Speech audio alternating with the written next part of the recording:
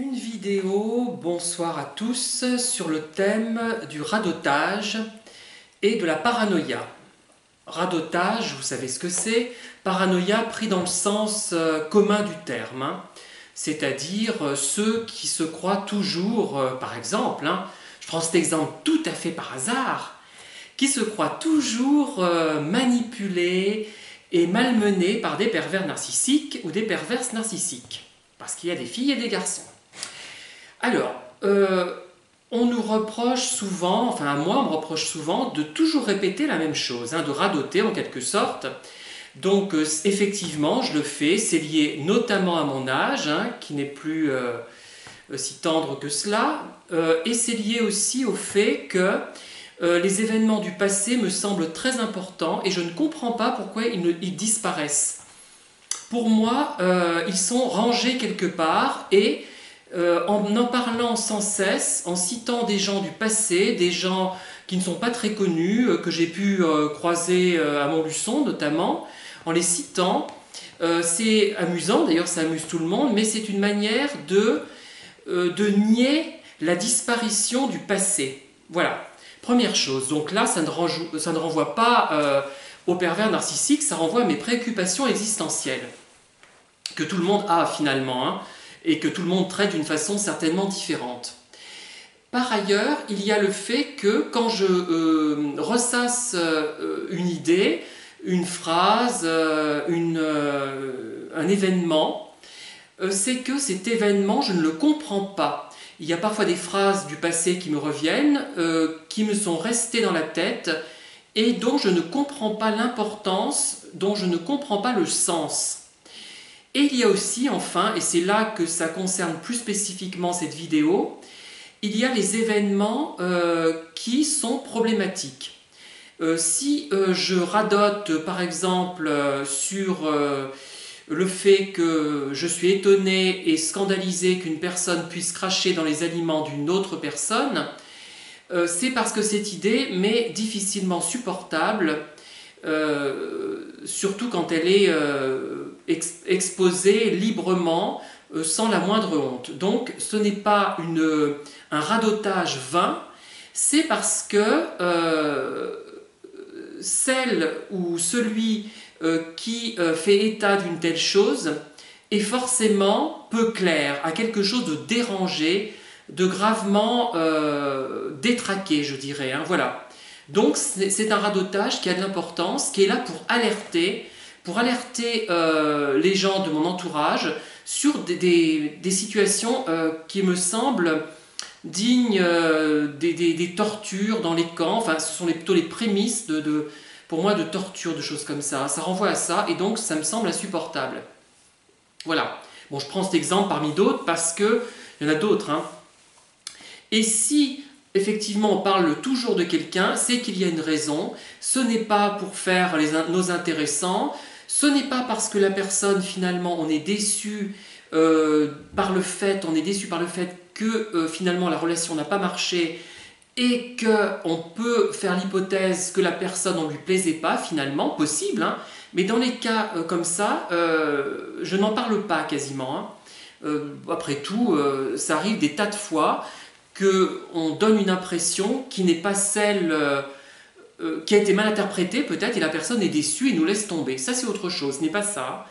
Les cas que j'évoque, ce sont effectivement des personnes qui sont réellement problématiques. Et comme le fait remarquer une personne à l'issue d'une de mes vidéos, on nous prend pour des paranoïaques, mais paranoïaques dans le sens populaire et courant du terme. Ça ne renvoie pas réellement à la définition psychiatrique ou psychanalytique. Effectivement, on nous dit oh, Pierre Calmar, il voit des pervers partout. Il suffit que quelqu'un ouvre la bouche et dise quelque chose de travers, il suffit qu'il ne soit pas d'accord avec lui pour qu'il le juge paranoïaque. Non, ce n'est malheureusement, pour qu'il le juge pervers, ce n'est malheureusement pas ça.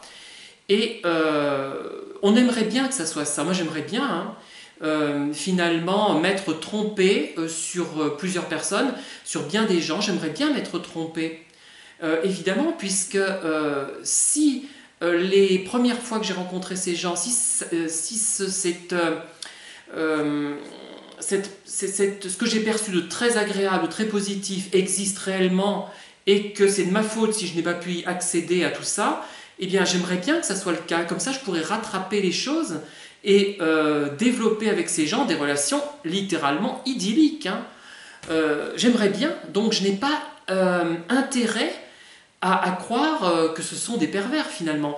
Et quand j'en parle au bout de façon récurrente, de façon permanente, enfin, quand les gens me reviennent dans l'esprit jusqu'à dans mes rêves, quand j'analyse sans arrêt ce qu'ils peuvent me dire, et quand j'arrive au bout d'un moment à la conclusion que je suis encore tombé sur quelqu'un de nocif, peut-être pas des pervers narcissiques, laissons tomber un peu cette appellation, mais au moins des personnes qui manipulent, même s'ils ne le font pas, peut-être pas systématiquement, j'en sais rien, mais qui au moins, avec moi, se sont montrés manipulateurs. Et malheureusement, j'arrive à cette conclusion. C'est pas de gaieté de cœur, hein, enfin, c'est pas drôle. Moi, ça ne m'amuse pas. Hein. Et à un moment donné, je parlais de tout ça à ma voisine, enfin pas des pervers, mais de deux personnes que je trouvais formidables. Je dis, bah, je suis vraiment content. Là, je me suis fait deux amis. Je suis très très content. Hein. Je ne regrette pas d'avoir participé à ce groupe, puisque ça m'a permis de me faire deux amis. Bon, les deux amis en question, à mon avis, ce ne sont pas des amis, déjà, hein, même si dans l'hypothèse la plus optimiste, ce sont simplement des gens pas très intéressants, ou versatiles, ou qui n'ont aucune suite dans les idées, dans le meilleur des cas, et dans le pire, ce sont des manipulateurs pervers. Hein. Voilà. Bon, et je ne me suis pas enthousiasmé immédiatement, j'ai mis plusieurs mois. Et au bout d'un moment, ce qui se passe, c'est que il y a plein d'éléments auxquels on a été confronté de la part de ces gens, qu'on n'a pas analysé tout de suite, qu'on a voulu repousser, qu'on a enterré, on n'a pas voulu les entendre, je crois, parce qu'on avait cette opinion positive de départ, une sorte d'effet de primauté en psychologie. Hein. On reste sur cet effet de primauté, sur cette première fois qui était formidable, sur ces premières fois qui étaient extraordinaires, et on n'arrive pas à s'en défaire parfois. Et il y a plein de choses dissonantes qui arrivent après, qui ne correspondent pas à cette image négative, qui la renverse finalement, et on ne veut pas forcément les entendre. On se dit, oh, c'est moi qui vois des pervers partout, qui vois le mal partout. Après tout, c'est normal de laver une pomme avec la chasse d'eau des WC, hein. C'est normal. C'est peut-être moi qui suis bizarre. C'est normal de cracher dans la soupe des gens. C'est normal de dire qu'une telle n'est pas une bonne personne, alors qu'en fait, c'est plutôt une bécasse qui n'est pas méchante pour dessous. Hein. Enfin bref, je fais allusion à quelque chose de précis, donc voilà. Bon, il y a eu plein d'autres choses comme ça. C'est normal qu'on me dise que je suis trop sensible parce que je suis perturbé à cause de ma mère qui vieillit et qui est de plus en plus fatiguée physiquement. Ah, mais je ne devrais pas m'en soucier. Je devrais dire, ah ben, elle vieillit, c'est pas grave, c'est normal. Hein. Les autres ne... Ah ben, il paraît que les autres ne font pas autant d'histoires que moi, mais c'est dit gentiment d'ailleurs. Hein. C'est pas dit... comme un certain pervers que j'avais rencontré qui trouvait anormal de ne pas me soutenir moralement alors que ma sœur allait mourir d'un cancer du sein. Mais là, c'était tellement direct que je me suis rendu compte tout de suite du problème. Voilà, donc oh ben, il est trop sensible, ce Pierre Calmar, il radote, il est bien gentil, il a beaucoup de qualités, mais il faut dire qu'il voit des pervers partout, il radote, il ressasse des idées sans intérêt, dans ses livres aussi bien qu'en parole, donc il ne faut pas le prendre au sérieux. De ce fait, je ne suis pas forcément pris au sérieux quand je parle de ces problèmes à d'autres gens. Et, enfin, si je le suis, mais à moyen terme. Tout de suite, non. Mais au bout d'un moment, puisque les autres, avec les personnes perverses qui se trahissent toujours plus ou moins rapidement, hein, ils finissent par rencontrer les mêmes problèmes et ils comprennent que j'avais raison. Et bon, après, comme je disais souvent, il y a des gens qui sont tellement superficiels, ils se contentent de parler du week-end, ce qu'ils ont fait le week-end, dans le meilleur des cas. Alors il faisait beau, on est allé dans un parc d'attractions, on a vu des autruches, il y avait même un tigre. Alors je vais retourner la semaine prochaine en Chine. Le voyage en Chine, j'en tirais autant de parties que Pierre Calmar quand il fait le tour du pâté de maison. c'est-à-dire rien, pratiquement. Enfin, moi, j'en tire parti du tour du pâté de maison, mais les gens qui vont en Chine, souvent, moi, je me dis, mais pourquoi ils sont allés si loin, hein? Ils n'en tirent rien. Ils n'ont pas d'émotion, pas de sensation, ils ne retiennent rien. C'était bien, tout ce qu'ils peuvent dire, c'était bien. Bon, ben, c'est tout, hein. Formidable. Voilà, donc non, nous ne sommes pas parano, comme on dit de façon populaire, et nous aimerions bien que ces relations réussissent. Moi, je n'ai pas envie qu'elles ratent, et je serais ravie de ne jamais avoir fait une seule de ces vidéos. Ça voudrait dire que j'ai rencontré plein de gens intéressants, ou aussi que je suis quelqu'un de complètement idiot qui va en Chine pendant un mois, mais qui n'en tire rien du tout de communicable et d'utilisable. Voilà. Mais je le regrette, malheureusement, non. Et tous ceux qui sont dans mon cas,